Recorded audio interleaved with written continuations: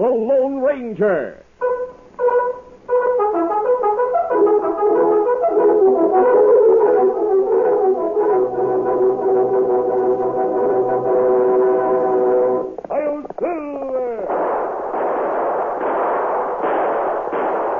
A fiery horse with the speed of light, a cloud of dust, and a hearty hi-yo silver. The Lone Ranger.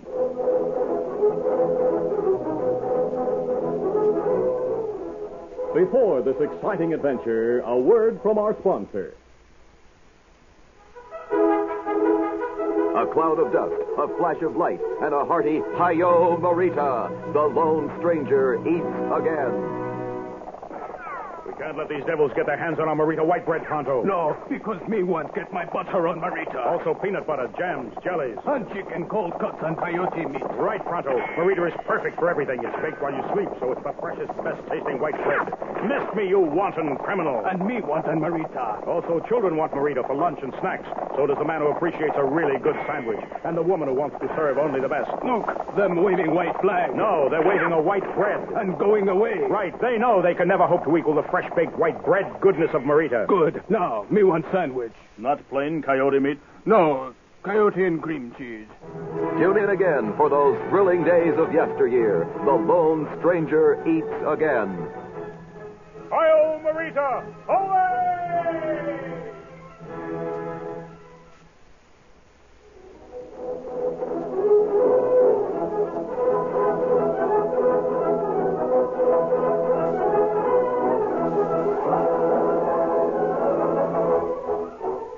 With his faithful Indian companion Tonto, the daring and resourceful masked rider of the plains led the fight for law and order in the early western United States. Nowhere in the pages of history can one find a greater champion of justice. Return with us now to those thrilling days of yesteryear. From out of the past come the thundering hoofbeats of the great horse Silver. The Lone Ranger rides again. Come on, Silver. Let's go, big fellow. I'll Silver. Hooray!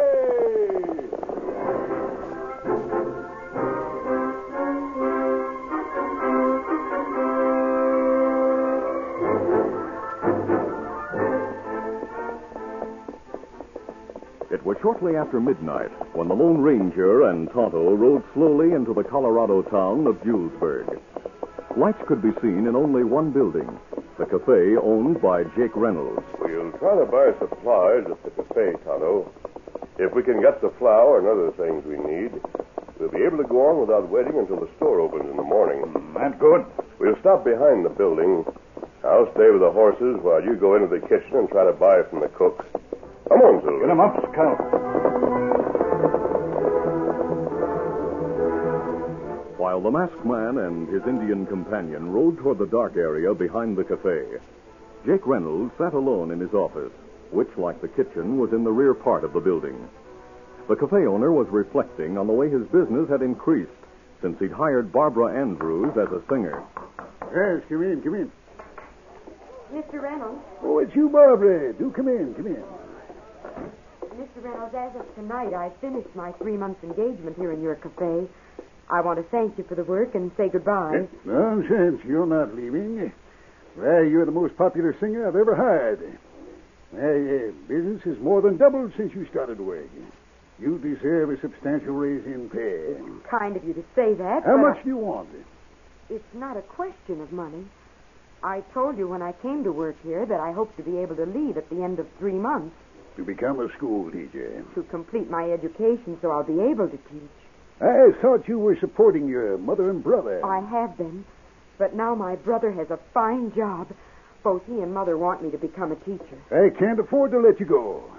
I lose a lot of business. I'm sorry, if but you leave, I'll see that your brother loses his job. You can't do that. I can't, eh? But I'll have you know I have influence in this town.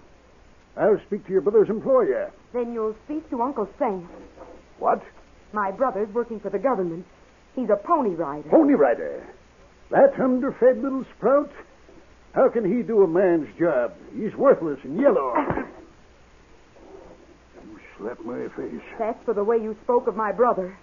If you were a man, I'd kill you. Goodbye. Hold on. I'm leaving through this door. Not so fast. Let go of my arm. Even though you are a girl, you'll not get away with slapping my face. Let me go. Not until you apologize. Apologize to you?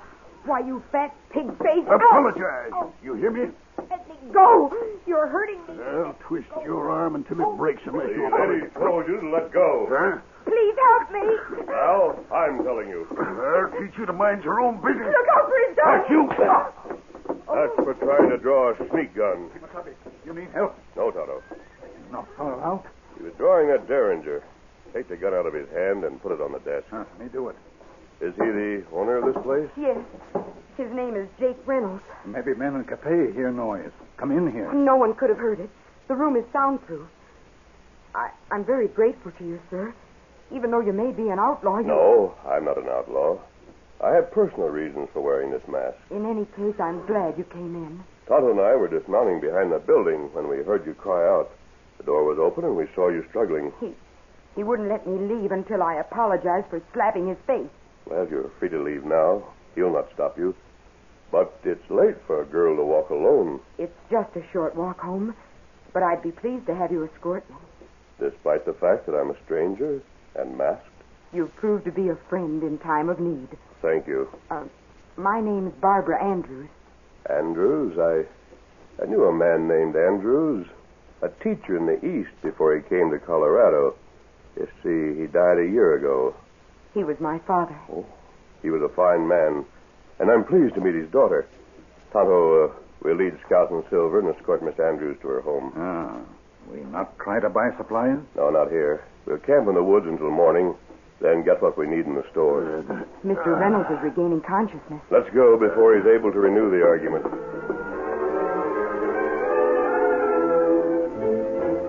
During the walk to her home, Barbara Andrews found it easy to confide in the masked man. She told about her brother, about Jake Reynolds, and gave a detailed account of the situation that had led to the argument in the cafe owner's office. After leaving the girl, the Lone Ranger and Tonto camped in a woods near town. The masked man, knowing that Reynolds might try to get revenge, decided to remain nearby and watch. Wearing a disguise instead of his mask, the Lone Ranger spent most of his time watching Jake Reynolds as closely as possible. 5 evenings after the incident in his office, Reynolds' jaw was still sore from the masked man's blow, but his pride had been hurt even more. Brooding and vengeful, he sat with a hard-faced man named Baxter at a corner table in the cafe. Neither suspected that the man who looked like an old prospector asleep at a nearby table was in reality the Lone Ranger, alert to every spoken word. You can see, Baxter, how my business has fallen off since that singer left. And it will probably get worse. Yes. Losing the business is bad enough. But when I think of her slapping my face, she'll regret that. After her brother's lost his job, she'll be begging me to take her back. What makes you think the girl's brother will lose his Pony Rider job? I've worked out a plan to get him fired, and jailed on top of being fired. That's why I sent for you. I need your help. What do you want me to do? Get someone to help you rob young Andrews and steal the mail. But I don't savvy how you figure that Andrews will be fired and put in jail just because he's robbed of the mail. I'll tell Peterson, the station master, that I overheard talk that made me think Andrews was in cahoots with mail robbers. Oh. Then I'll plant some money in Andrews' pocket. When he can't explain where he got it, his goose will be cooked. When do you want the robbery to take place? Tomorrow. Right. His run begins at the station in Rockville. That's east of here. If I know where it is. He finishes his run here in Julesburg. Then he'll ride across that rocky stretch of country about 4 miles from here. That'd be a good place to waylay him. That's the place I had in mind. What is in it for me? $100 now and another $100 when the job is done. Double it, Reynolds. I've got to split with my partner. All right. I haven't time to argue. I've got to call on Peterson before he goes to bed. The two men left the cafe, and a moment later, the disguised Lone Ranger seemed to waken from sound sleep. He sat up, leaned back in his chair, and rubbed his eyes. He looked around, then shuffled out of the building. In the darkness outside, he walked rapidly to the edge of town, where Tonto waited with the horses. While replacing his disguise with his own familiar clothes and his mask, he told the Indian what he had learned and added, Tonto, I think I know a way to turn the tables on Jake Reynolds. Not good. I'll wait until he leaves Peterson's home, then I'll go in.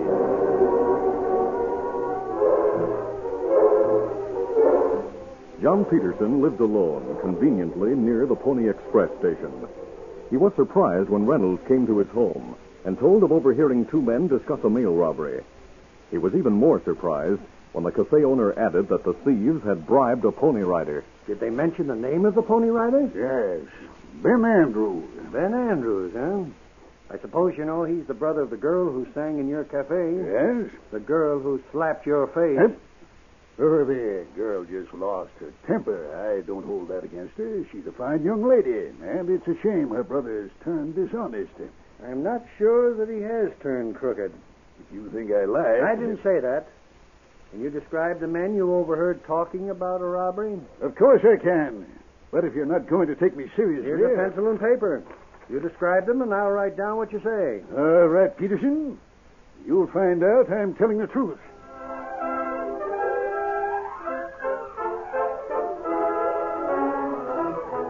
We'll continue our Lone Ranger adventure in just a moment. A cloud of dust, a flash of light, and a hearty hi-yo Marita. The Lone Stranger eats again. Well, Pronto, ever been to a picnic before? That little bighorn. That was no picnic. Maybe not for cavalry. Why, it's the Lone Stranger and Pronto. Hello, ma'am. Hello. Can I get you boys some Marita enriched hot dog and hamburger buns? Much obliged, ma'am. Here you are. How come there's no hot dog or hamburger in these buns? Maybe they're vegetarians. Why, goodness gracious, no. We just love the baked while you sleep fresh taste so much. We never put anything in our Marita hot dog and hamburger buns. Well, they're very delicious. Thank you, and goodbye, ma'am. Oh, my. He handed me a silver bullet. Me take that. Indian giver. Tune in again for those thrilling days of yesteryear. The Lone Stranger eats again. Hi-yo, Marita! Hooray!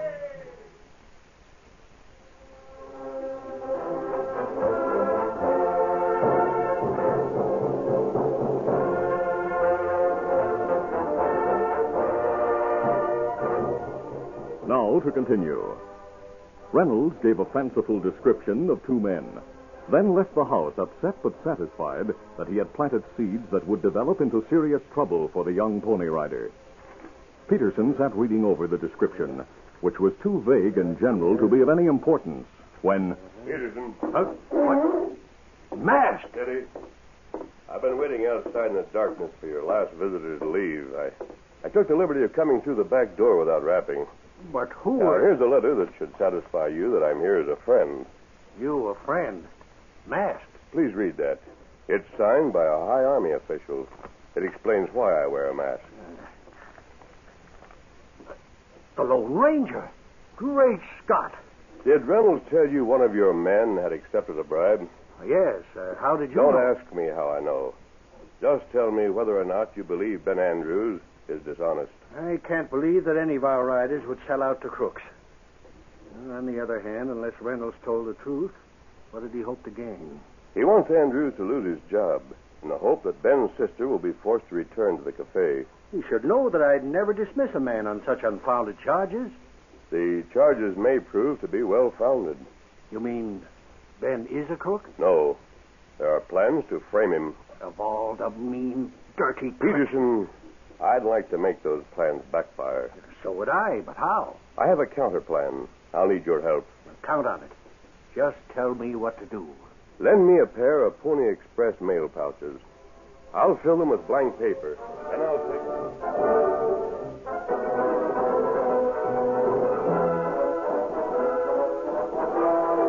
The following day found Baxter and his partner hidden with their horses behind one of the huge boulders that studded the flat country east of Julesburg. With Reynolds' money in their pockets, the two men watched for Ben Andrews, who was making his first westbound trip as a pony rider.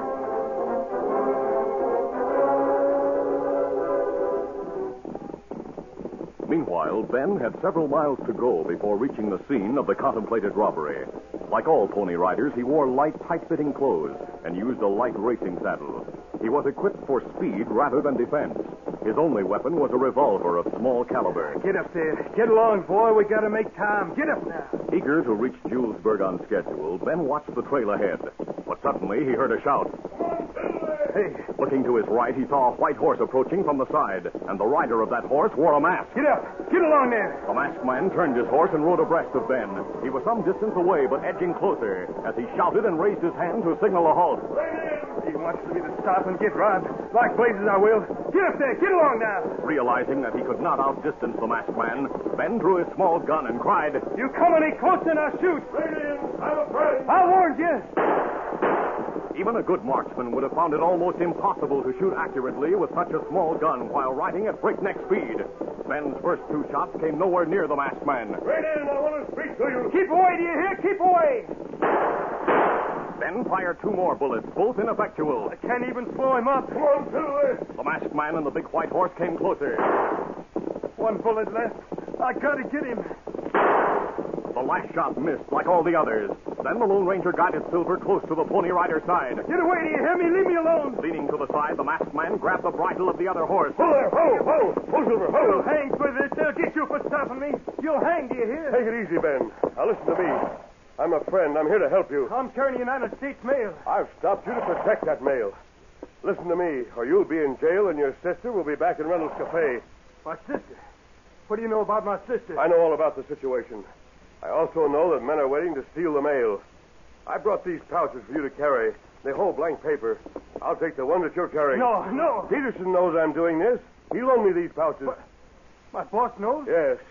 We made the plans, and he wants you to cooperate. I'll meet you in the woods at the edge of town and return the mail. Listen to me. I'll explain everything. The masked man soon won Ben's confidence and his cooperation.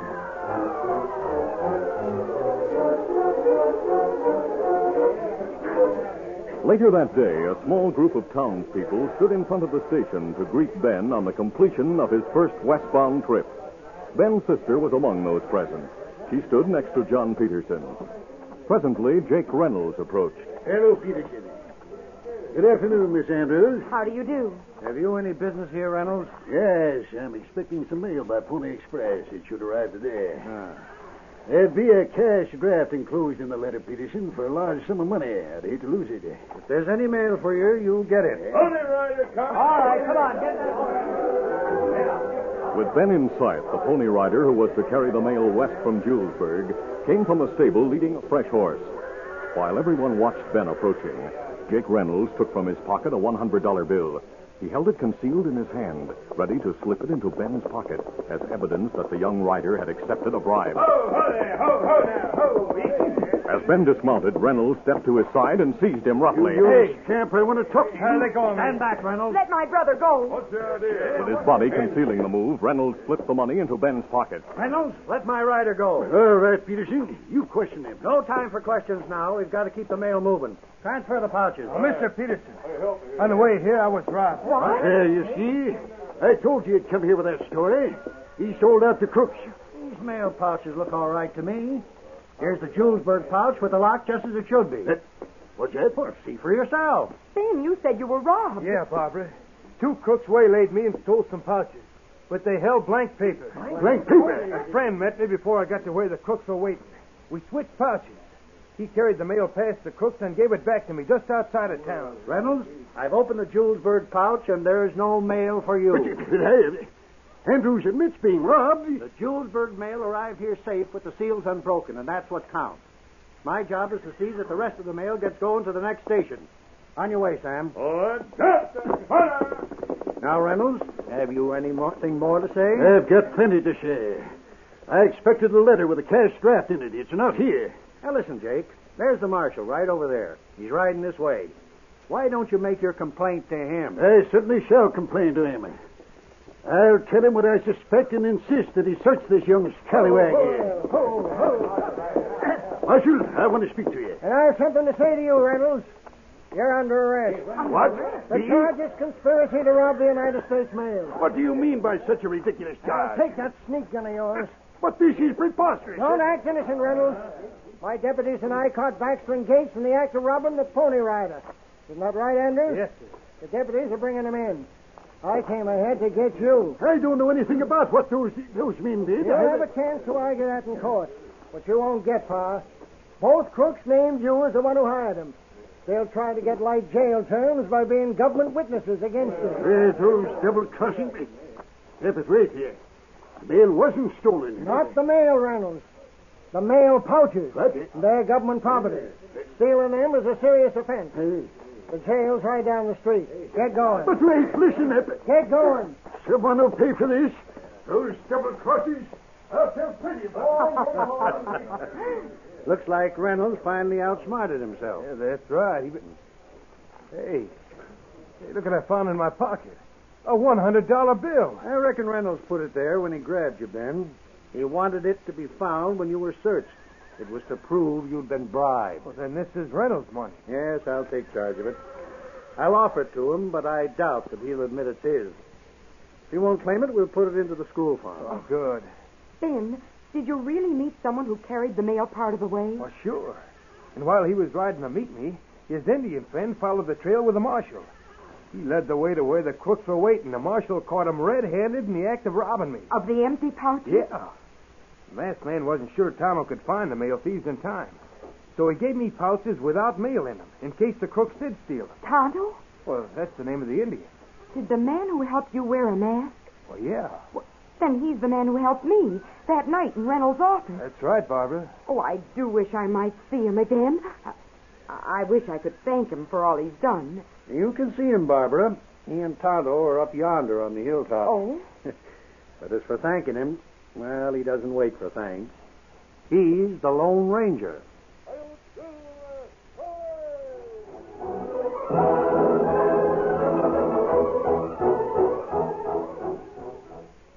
I'd like to read you something. The label on a loaf of Merita old-fashioned enriched white bread. And I quote, "Enriched means that 8 ounces of this bread supplies the following percentages of minimum daily requirement for these essential food substances. Thiamine, vitamin B1, 90%. Riboflavin, vitamin B2, 66%. Niacin, another B vitamin, 75%. Iron, 62.5%. Calcium, 20%. But that's just the outside story. What goes into Merita old-fashioned white bread is another story. A story of a rich old recipe. A recipe that produces an old-fashioned bread that's rounded at the top, with a crust that's golden brown, firm yet tender, moist, and very delicious. So when you buy Merita old-fashioned enriched white bread, read what's on it, and remember what's in it. Listen to the Lone Ranger. A short time later, the Lone Ranger and Tonto approached the hollow and stopped on a slope among the trees. Easy, steady now. Look, Tonto, the shack down there. Wait here. I'll go through the brush and find out who's inside. Leaving Tonto on the slope, the Lone Ranger made his way through the shadows to the rear window of the shack. He crouched under the window and looked inside. Only 2 men. A Mexican and a young man. 2 we followed. Perhaps... Freeze, mister! 2 of us have guns on you. Now reach!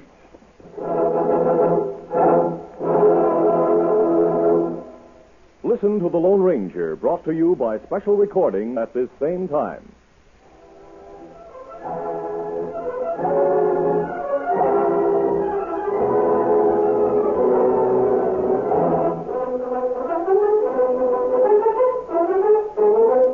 The Lone Ranger, a copyrighted feature of the Lone Ranger Incorporated, is produced by Trendle Campbell Muir Incorporated.